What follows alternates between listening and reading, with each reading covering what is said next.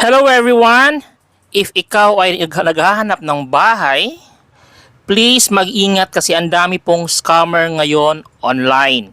No, wag pong magbigay ng reservation, especially through GCash, kung hindi mo nakita ang bahay at nakausap ng personal ang may-ari or caretaker or katiwala. Okay? Kasi marami po tayo mga nabibiktima ngayon, no? So, ang pag-uusapan natin ngayon is tungkol sa isang scammer na lahat ata ng mga paupahan sa NCR, pati sa mga provinces area ay nagpo-post siya ng isang bahay na maganda pero hindi na pala bakante. At the same time, napakamura ng presyo niya. Ito po ay si Mark de la Cruz. So, nako, kung naghahanap kayo ngayong mga August, September, October 2023, familiar sa inyo ang mukhang ito. Marami na pong naka-discover na scammer siya. No, humihingi ng reservation fee na 1,000 pesos at marami na rin ang nag-post sa kanya. Kaya for this video ay bibigyan natin ng mukha ang scammer na to. So nagawa natin ng paraan para mabuko natin kung ano ba talaga ang tunay na mukha. Kasi for sure, yung ginagamit ni Mark ay hindi niya pangalan at hindi rin niya tawag dito mukha. So kawawa yung mga ginagamit niyang mukha.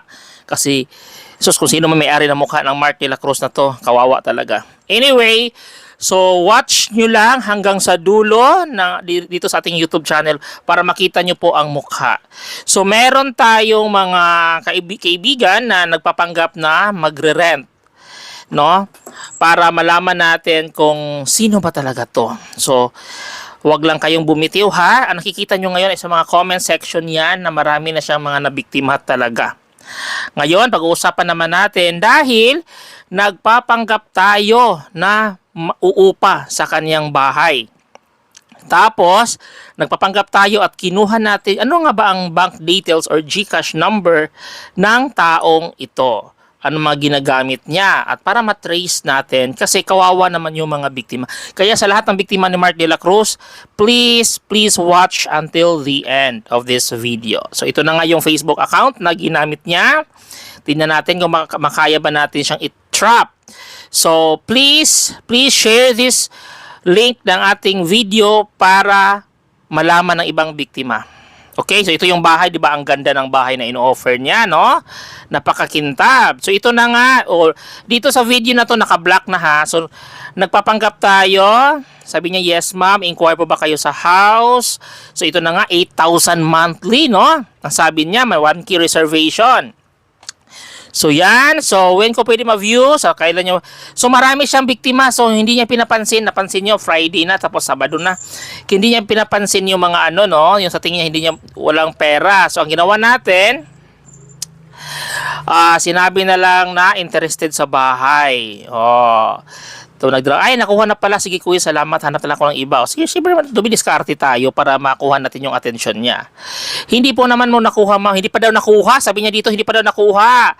And 1K lang reservation fee. Paunahan ng reservation. Kaya, ang sabi natin dito, ano pong bank account nyo, sir? No? Bank account na hinanap natin para matrace talaga natin.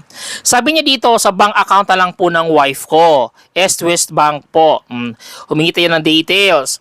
Tapos sinabihan pa natin siya na hindi lang 1K, 8,000 pesos talagang ibibigay nating reservation fee. O, di ba? Bongga, mas mayaman pa tayo sa scammer. Si Jolly Toka ng West Bank. So yan lang nga ang ginawa na binigay niya yan guys. Hinanap agad natin sa Facebook si Jolly Toka.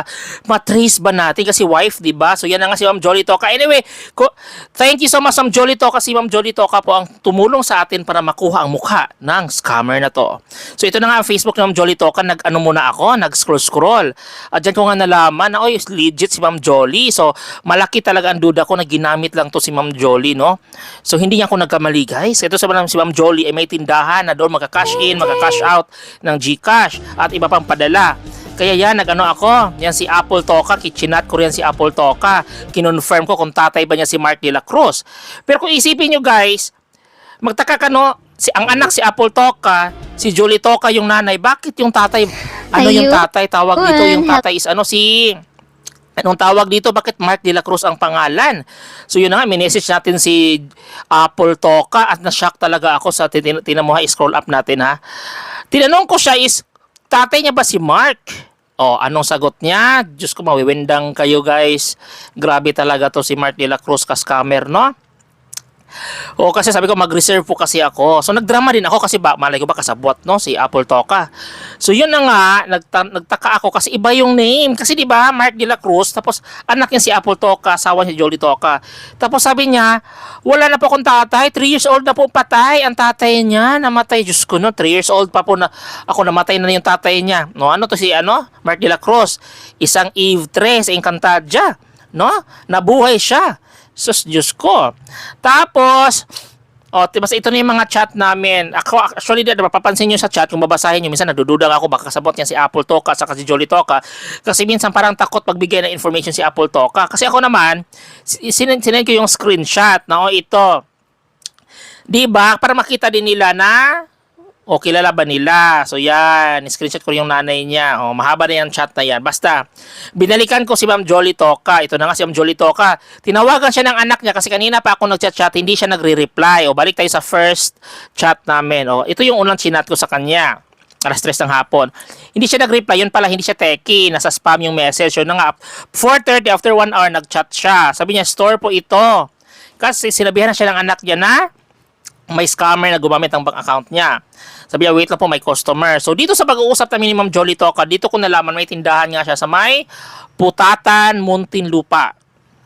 No, mabait ito si Ma'am Jolie Toka. Although, inano ko lang si Ma'am Jolie Toka na, ma'am, dapat talaga mag-cooperate kayo. Kasi, pag magdimanda, mahuli to, masasama kayo. Kasi kayo ang taga-receive ng pera niya.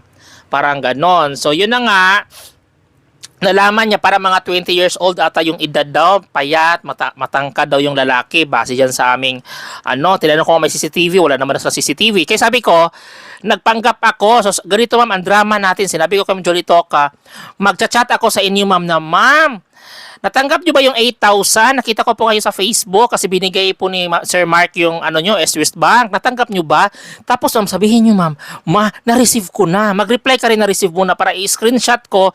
Tapos, i-send ko kay Sir Mark para maniwala siya. Kasi si Sir Mark de la Cruz matalino. Humihingi siya ng resibo na na-deposit na namin ng 8,000 pesos sa account ni Jolie Toka. Nakita nyo yan? Opo, ma'am, natanggap ko po ang 8K. Di ba? In-screenshot ko agad yan at sinend ko kay Mark de la Cruz. Pero si Mark de la Cruz mas prefer pa rin talaga ang resibo. Kaya ito si Ma'am Jolie Toka nagsabi sa akin, sir, bigyan ko kayo ng reference number kasi hindi yan pupunta dito na walang reference number. So, nagpapanggap na lang akong sabi ko kay Mark de la Cruz, kasi nagpapanggap akong babae, sabi ko lang kay Mark de la Cruz, sir, ang drama ko kay Mark de la Cruz pala, sir, napunta na ng mall ang boyfriend ko, tapos, keypad kasi ang gamit niya, pero nabayaran niya daw yung 8,000. Ay ma'am, sabi niya, kailangan ko talaga ng reference number, hindi pala, ng resibo, picture. Ngayon, si Ma'am Jolie Toka nagbigay ng idea sa akin, sir, bigyan ko na lang kayo ng reference number from the bank na mga old transaction para maniwala siya. So, ang ginawa, ito si Mark de la Cruz, tingnan mo, basta yan ang drama ko sa kanya, na nakalabas na ang boyfriend ko. Ano sabi niya?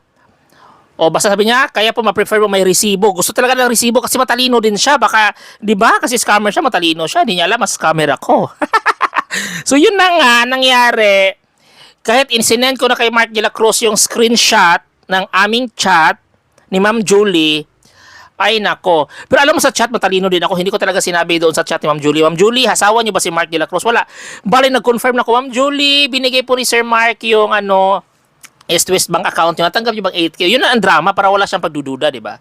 So, matalino din tayo. Tapos, binigyan niya ko ni Ma'am Julie ng reference number. Dito, sabi ko pa sa kanya, ma'am, sir, pwede niya i-check sa asawa mo. Di ba sabi niya asawa niya si Ma'am Julie Toka. Kasi, ma'am, sir, bakit hindi niyo i-check sa West Bank application sa Android yung yung 8,000. Sabi ko mga, ipapahold ko na lang, sir, bakit hindi nyo ma-check? Sabi niya, nasa office ako, nasa bahay daw yung asawa niya, hindi daw niya makontak yung asawa niya, marami siyang drama. Sabi ko, sir, may screenshot, natanggap na niya. Sir, natanggap na ng asawa mo. Pero ayaw pa rin niya. Matalino nga ito si Mark de la Cruz.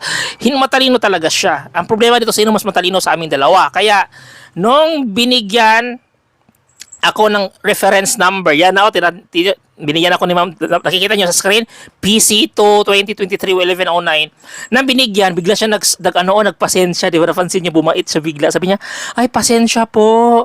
Di ba, bumait kasi sumaya si Mark de la Cruz. Ang saya-saya niya kasi may reference number. Kasi ang sabi ko na lang, sir, keypad kasi ang cellphone ng asawa ko. So, tinype lang niya, sinave niya sa cellphone niya na keypad yung reference number. Kaya sumaya si Mark de la Cruz. Nag-thank you pa siya sa akin, nag-sorry pa siya. O di ba bumait siya. So nakakaramdam na talaga ako na pupunta siya sa tindahan ni Ma'am Jolly Toca para kunin yung 8,000 pesos. O di ba?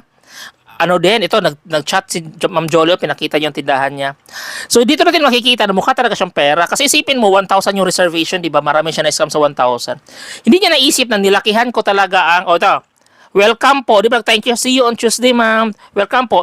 Dito ba, guys, makita, naka-block na siya sa akin, pero siya yung una nag-block. Nung galing na siya sa tindahan ni Jolly Toca, tapos hiningan siya ng valid ID, umalis siya kasi kukuha pa siya ng valid ID, drama-drama, binlock na niya ako. Kasi pagdating niya pala sa tindahan, sabi ni Ma'am Jolly, pinasulat niya sa papel, tapos hiningan ng valid ID, sabi, oh yan, ito na yan, oh, ito na, dito na. Pinicturan nga ni Ma'am Jolly Toca kasi lang sabi ko sa kanya, ma'am, pag pumunta dyan, picturean niyo, videohan niyo. Yan na nga, nakita niyo, nakamask pa siya, guys. Pero sabi ko kay Ma'am Jolly Toca, ma'am, patanggalin niyo ang mask. Yan guys, yan po si Mark de la Cruz. Oh, yan ha, mag-thank you kayo sa akin. Mag-thank you kayo, mag-subscribe kayo sa YouTube channel ko. Ha, mag-subscribe kayo sa YouTube channel ko. Wow, ano kayo? Yan, ito ang mukha ni Mark de la Cruz. Okay? Supposed to be, sabi ni Ma'am Jolly, pupuntahan ba na siya? Babalik ko kuha ng valid ID. Kasi sabi ko nga, kailangan natin ng valid ID. O yun, Maki Gomez pa ang gamit niya dyan. O pagsulat, Maki Gomez daw. O kayo na lang mag-screenshot dyan. Okay, so guys, sa mga nabiktima ni Mark de la Cruz, iyan na po ang kanyang mukha. Okay, kayo na pong bahala. Ipatrace yun. Pero nakatira siya guys sa Putatan. Malapit sa tindahan ni Jolly Toca. So sa gustong magreklamo, ipa-entrapment, iyan ha. Okay, so you're welcome sa inyong lahat. Pasensya na hindi masyado maganda paggawa ng video basta I did my best. Okay, maraming salamat po. God bless us all.